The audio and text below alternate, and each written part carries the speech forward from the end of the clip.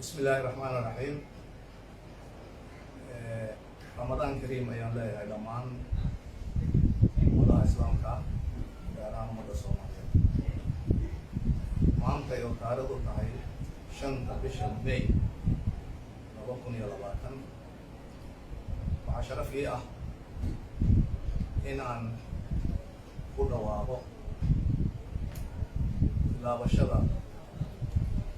وحبرشرة أكاديمية قرامة مدورية سوماليا United Nations Academy of Somalia oo ay aan ku jirta abaabul si ay ardada Soomaaliyeed uga caawiso tacliinta sare ama postgraduate courses oo aad iyo aad waalidkii waxbarashada looga baahan yahay. Akademiyada oo muddo dheer la abaabulayay xagga xafiisyada qaramada midoobay iyo Soomaaliyaba وزارة waxbarashada indaha iyo tacliinta sare ee dowladda federaalka Soomaaliyeed ayaa siisay fasaxii ama fursadii ay ku shaqayn kartay kadibna habraacyadii la xiriiray oo dhan ayaa loo dhamaystiray muddo bil ah ay akademiyadu ku howlaneed madaxdeeda iyo howlwadeenadeeduba in Soomaalida danaynaysa shahaadada labaad iyo tan saddexaad waxbarashadooda in wacyigelin badan la siiyo orientation si ay u fahmaan. Markay isdiiwaangeliyeen ku dhawaad 1,000 arday oo Soomaaliya gobolladeeda oo dhan ka soo dalbaday waxaa la diyaarshay nidaamkii iyo qaabkii waxbarashada iyo manhajyadii maadooyinka kala duwan ee website-ka laga helayo akademiyada qaramada midoobay ee Soomaaliya. Sidaas darteed waxaan maanta ku dhawaaqayaa anigoo ah Professor Cali Maxamed Geedi, guddoomiyaha akademiyada qaramada midoobay ee Soomaaliya ama Chancellor of United Nations Academy of Somalia in 17 bishan May ay bilaabanayaan casharadii ugu horreeyay ee maadooyinka ugu horreeyay. Waan u hambalyaynayaa macallimiinta iyo shaqaalaha iyo ardayda bilaabi doona waxbarashadaas.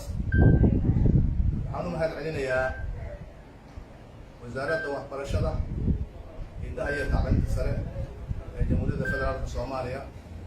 oo iyaduna noo fududeysay dowrka ay ku laheeday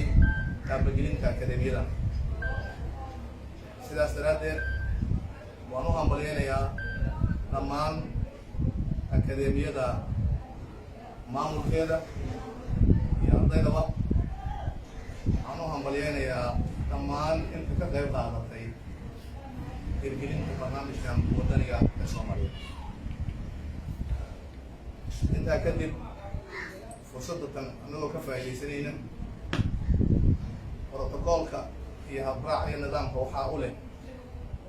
wasaaradda waxbarashada indaha iyo tacliinta sare oo uu nagala joogo maanta wasiir ku-xigeenka wasaaradda oo ah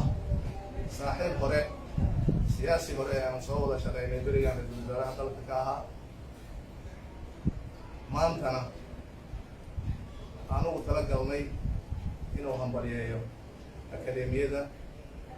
maamulkeeda iyo ardada wax ku bara doonta Soomaaliyeed. waxaa kaloo goobjoog nala ah oo isaguna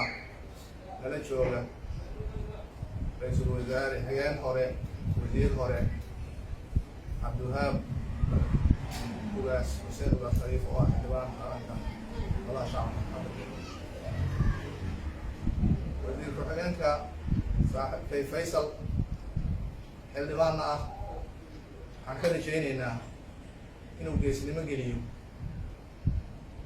jaamacaddan cusub ee ka hana qaadaysa Soomaaliya markii ugu horreysay inaan ka soo dhalaalino waajibaadka ay qaadaysana ballan baan ku qaadaynaa.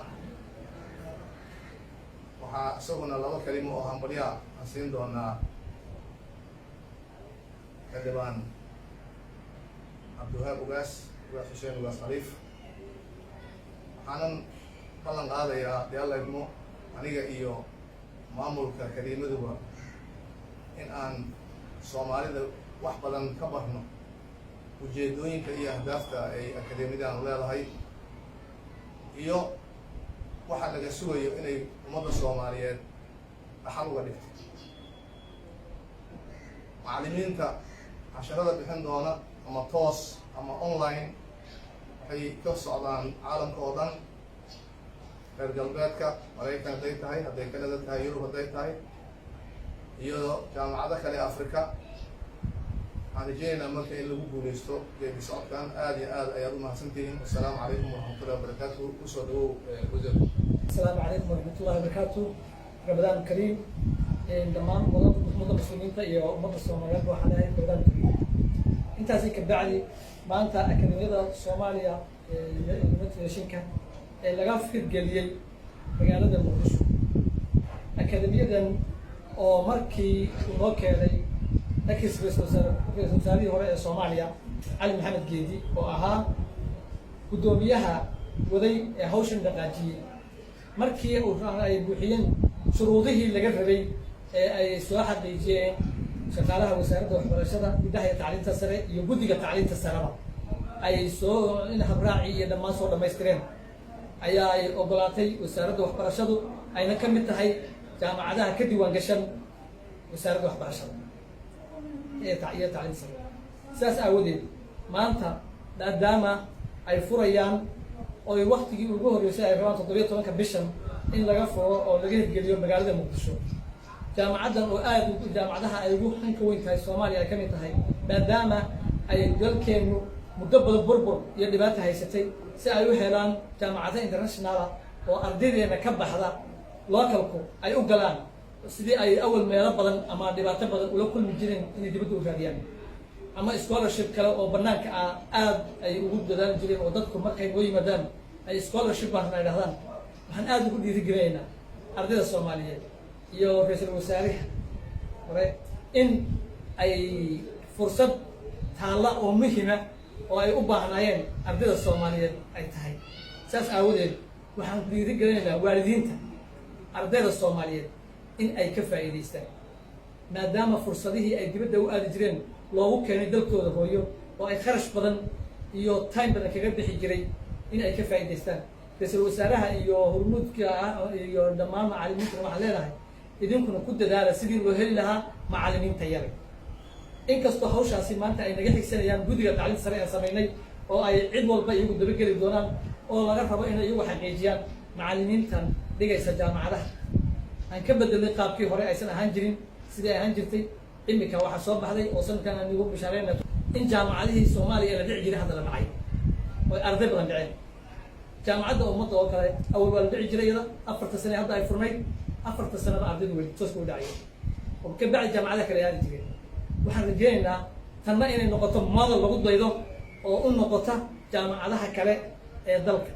si ay ugu daydaan oo ay yiraahdaan jaamacadda akademiyada u maamulo ra'iisul wasaare siyaasiga iyo aqoonyahan isugu jira oo la rabo inuu hogaamiyo isagoo siyaasaddiina og dalka ahayd dalku ku dhaqmayay uu dalku ku socday na og aqoontii dalkana og iyo halka ay yihiin. timekii ugu fiicnaana ka soo baxay jaamacaddii ummadda ee Soomaaliya oo ahayd jaamacaddii Afrikada ugu qiimaha badnayd ee lagu dhiiran jiray waqtiyada qaarkood. marka anigoo taasi eegaya baan waxaan mar labaad iyo mar saddexaad dhiirigelinayaa waalidiinta iyo ardayda Soomaaliyeed in ay ku dhiiradaan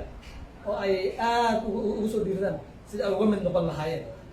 gaar ahaan shaqaalaha dawladda. dadka shaqaalaha dawladda ayaa fursadda u baahan ay inay ka faa'iideystaan maadaama ay iyagoo guryahooda ka shaqaysanayo oo shaqadoodii wata ay haddana wax baran karaan. marka saasaan ku leeyahay ra'iisul wasaare usoo dhawaad gudoomiye. بسم الله الرحمن الرحيم. رمضان كريم نفس كشوكان بقى ومدة إسلام كجارهان ومدة الصوماليين. وحنا أنتي فرحان وين هي أمانتها هنا كلاس وقت الجرو مناسبة لوها مليانة اليوم جامعة رمضان المدوبي oo laga furay magaalada Muqdisho uu gudoomiyaha ka yahay ra'iisul wasaare Cali Maxamed Geedi professor dhinaca bidixna uu taagan yahay wasiir xigeenkii wasaaradda waxbarashada iyo tacliinta sare mudane Faysal oo xildhibaana runtii waa arrin aan isleeyahay marka laga tago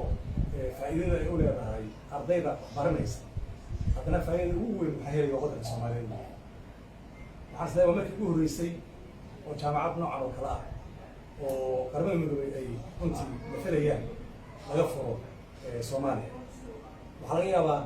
inkastoo tirada koobka aan helin inay aad u yartahay hataa waddamada Afrika oo dhowr iyo konton ah in jaamacadaha laga helo marka taasi waxay moodaa inay tahay runtii nasiib aan u helay waddanka Soomaaliyeed gaar ahaan ardayda iyo shaqaalaha iyo waalidiinta Soomaaliyeed mahaddaas ilaahay ka sokow waxaan u mahadcelinayaa wasaaraheena Cali Maxamed Geedi oo runtii juhdi geliyey sidii fursaddaas looga faa'iidaysan lahaa waxaan is leeyahay jaamacaddani sida uu wasiirka hore u sheegay waddankeena asagoo rafaadsan oo dhulka ku jira ayay jaamacado badan ka jireen haddaba inta badan jaamacadahay dhiganayeenna duruufta keenaysa waddanka dagaalka ka socda markasta waxaa ku jiray qalbigooda meesha ay hiigsan lahaayeen hadday ka baxaan jaamacadda laakiin maanta nasiib wanaag waddanku dib u soo noqday wasaaradda waxbarashada waa runtii aad u shaqaysay guddiga commissionka oo taariikhda markii ugu horreysay Soomaaliya inta calanka qaadatay la magacaabo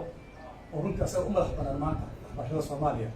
haddana inay kusoo biirto jaamacad oo runtii aan isleeyahay waxyaabaha ugu muhiimsan sida wasiirka uu sheegay dadkii waxaan qartaanaya inay dibadda aadaan oo scholarship aadaan guryahooda lagu keenay khaasatan shaqaalaha siyaasiyiinta naftooda chance u furan wey ayagoo shaqadooda ku jiraan oo ay shaqaynayaan in haddana jaamacadda ay ka qayb qaataan keliya Muqdisho waa xarunti laakiin waxaan ogahay intaan kala socdo hadda wasaaraha dhowr kale iswareysanay oo waddanka oo dhan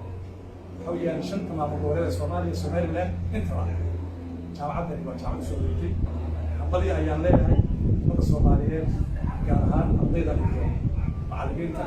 Cali Maxamed Geedi iyo howlwadeennadiisa intaba waxaan leeyahay hambaliyo waad guulaysateen insha allahu annaga naftaanada waxaan nahay siyaasiyiin ka tirsan dowladda federaalka shaqaalaa jira intaba waxaan jeedinaa naftaana kusoo beerna bilaahiga aad iyo aad baad mahadsantahay